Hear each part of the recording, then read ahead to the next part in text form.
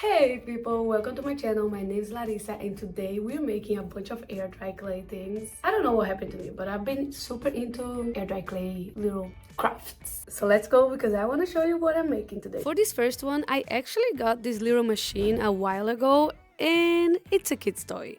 But let me tell you, don't judge until you try it because it is a ton of fun and I swear I could use this all the time, which kind of makes me think I would love to actually use a real pottery machine thing, because if I like this one, I'm pretty sure I'm gonna like the real thing. But anyways, it comes with all the little attachments, so it's pretty straightforward. It's truly like you're playing with a toy. It even comes with those blue attachments that helps you shape the planters so that you're not messing it up. So I use those little guards for a few of them. And just a heads up, it's extremely satisfying to watch it take form.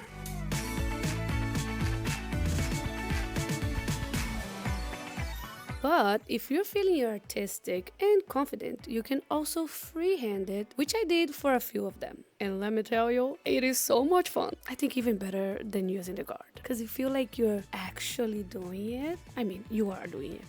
Anyways, you get what I mean. After I had the shape kind of like I wanted it, I would just smooth it out with a little sponge and a tiny little bit of water. And then I let it dry a little bit, not completely, because I wanted the back to be flat. So I just chopped the back out. I don't know how to explain, but I cut it off. And then I let it dry overnight, so it was time to paint. This first one took the longest one to paint because I did a little, I don't know what the name of this is, but like each square a different color. But it's also my least favorite one, so that was a little disappointing. But that's okay, because all the other ones I made, each one completely different, and I love how all the other ones turned out. For some of them, I just straight up painted it with a color that I liked. Then for the next one, I painted it beige, and to give it a little texture and make it look kind of distressed, vintage, I came with a little dab of a darker brown, just dabbing a tiny little bit of paint. And in my opinion, it turned out so good. And for this last one, I painted it blue at first, but then I decided to use the napkin technique. So I removed the backing of the napkin, applied some Mod Podge onto the planter, and then just glued the napkin to the planter.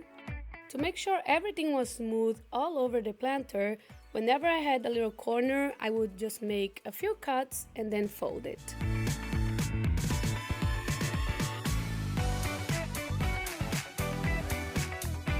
And after I had it all done, I just went over it with a layer of Mod Podge. After everything was dry, I used UV resin to seal it, and I also used the same resin to attach a little magnet to the back of each one of them.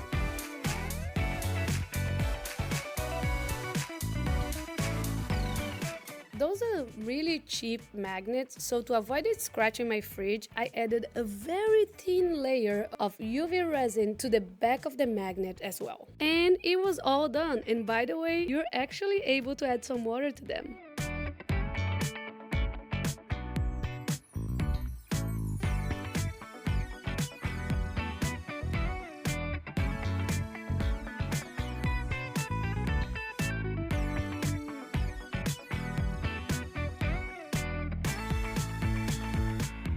Now on to the next one. For this one, I wanted to make a trinket dish. As a backstory, I made one a while ago and I gifted it to my godmother, but it turned out very questionable. So I promised her that I would get better and I would make her another one. Meanwhile, she still has the questionable one at home. Anyways, to make sure my clay was all smooth and all sides were even, I used some chopsticks when I was rolling it out. And then to make the heart, I had the cover of a little gift box that I had here, so I used that to cut it out.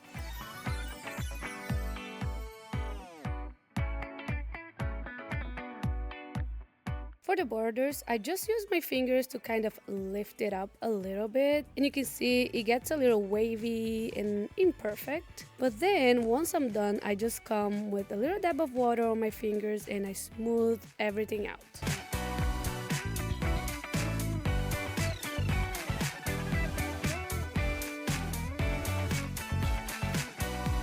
I let it dry a little bit, and then I wanted to put her name on it. It's actually not her name, it's Ginda, which is how you call mother-in-law. I mean, wait a second. Godmother in Brazil.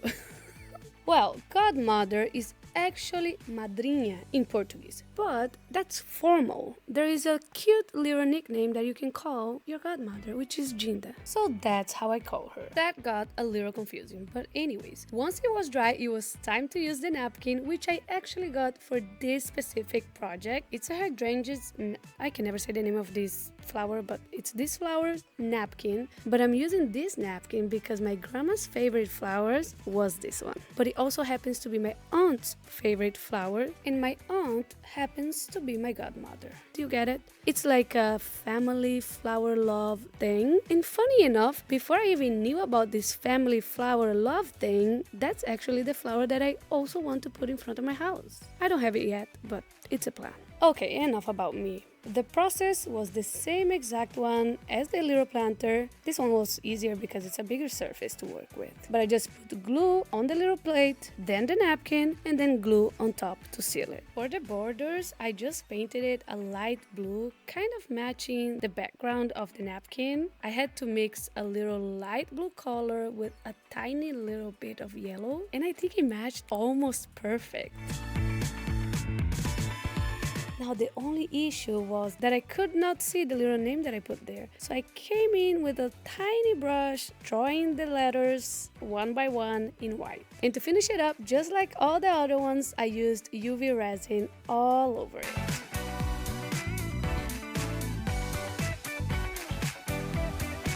For this one, I had those little silicone things, so I just put them on the bottom to avoid scratching. And let me tell you, I love how this one turned out. It is so precious, and also the fact that it's those flowers. I love it.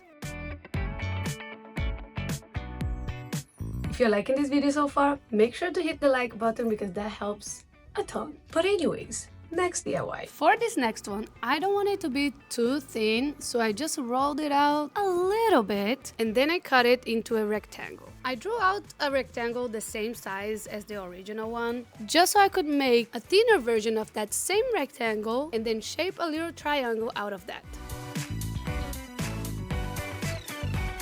I've learned that to glue the clay, you kind of score it and then you make a mixture of water and clay, and that's your glue. So you just use that to glue one piece to the other piece. And it actually works. And I know this envelope is looking cute, but we can't stop here. I want the little seal to be a little heart. So I made a little mini heart. And then I did the same thing to glue it to the envelope.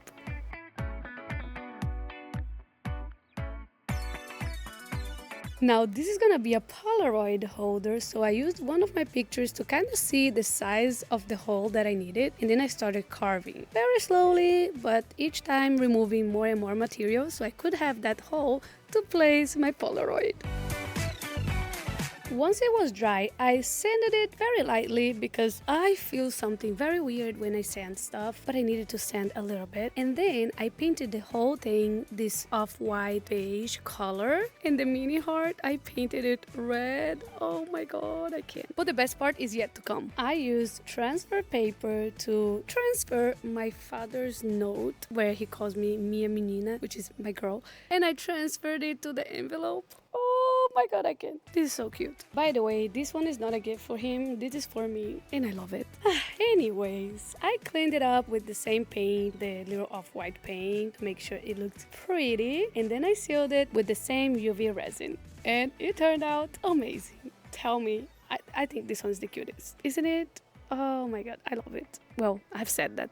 Okay, anyways, next one. For this last one, I'm making a little square and then I'm gonna roll it. Kind of like, you know, when you have newspaper and you put flowers in it. I feel like that's very New York. I don't know. on the movies they have those. You know, now that I'm saying this, it would have been really cool if I got newspaper and I actually used that instead of the napkin. But I didn't think of that before. So I cut out some of those leaves from this napkin and I just did that same process of putting glue, then the napkin, and then glue on top of it.